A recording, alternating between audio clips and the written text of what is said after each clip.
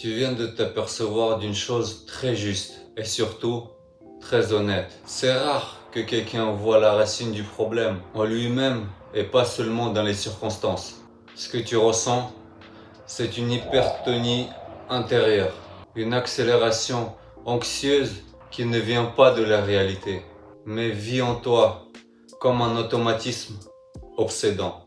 Je dois faire vite, ne pas perdre une seule seconde. C'est quoi ça?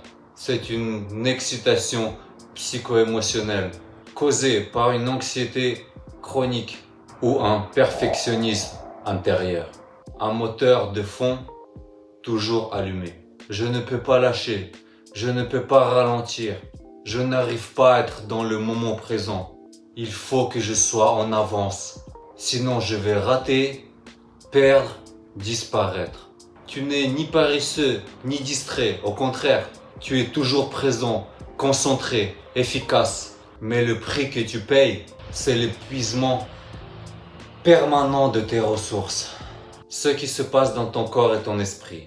Cortisol élevé, visage sec, les yeux creusés, perte de poids, système sympathique activé presque en continu, tachycardie, tension, crispation, fatigue irréversible par le sommeil, parce que le cerveau ne s'éteint jamais, et surtout une sensation constante d'être toujours en retard sur ta propre vie. Ce que tu peux faire vraiment concrètement, adopte une nouvelle philosophie.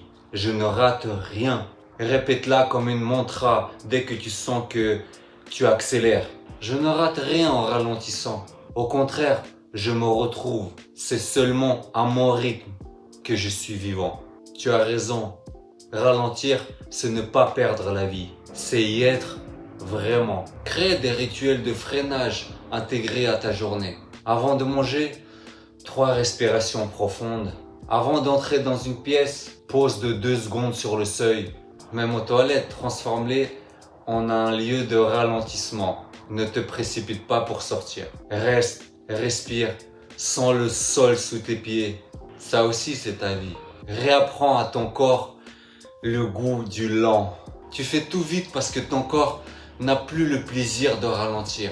Il faut le lui redonner. Et voici un petit exercice. Prends un verre d'eau, bois-le lentement en te concentrant sur les sensations, comme une dégustation. Ressens ce que c'est. Ne pas se presser et ne rien perdre.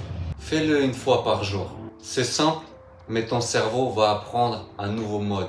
Et un coup de pouce physiologique si tu veux. L-théanine plus magnésium le matin, ashwagandha plus radiola pour calmer le cortisol et la fébrilité intérieure. Bacopa manieri ralentit sans diminuer la clarté de l'esprit. Maintenant les mini-phrases d'ancrage. Je ne me dépêche pas, je vis. Lentement ne veut pas dire tard. Je suis dans mon propre temps. Tu es déjà à mi-chemin de la liberté. Rien que par le fait d'avoir vu et compris que ce rythme-là accéléré n'est pas la réalité, mais une cadence dictée par l'anxiété. Maintenant, tu peux en écrire un autre. Et oui, tu peux te permettre, quand on t'appelle, de ne pas courir décrocher tout de suite, de ne pas répondre immédiatement à un message, de ne pas faire un sandwich comme si tu étais chronométré, de ne pas être à l'heure partout, car tu ne vis plus dans un taxi d'urgence. Tu as le droit d'être à ton propre rythme. Si je t'ai pas répondu tout de suite, c'est que ce n'était pas mon moment. Si je n'ai pas eu le temps, c'est que la vie voulait que je respire. Si quelqu'un exige la précipitation, qui cherche un partenaire dans l'agitation? Moi, je choisis le silence. Ce n'est pas une faiblesse, c'est un retour à toi-même. Tu ne joues plus ta vie sur le chronomètre d'un autre. Tu n'es plus dans une course où le prix est l'épuisement. Tu es un être humain qui a le droit d'être vivant. La vie ne te punira pas pour avoir ralenti. Au contraire, elle va commencer à s'ouvrir.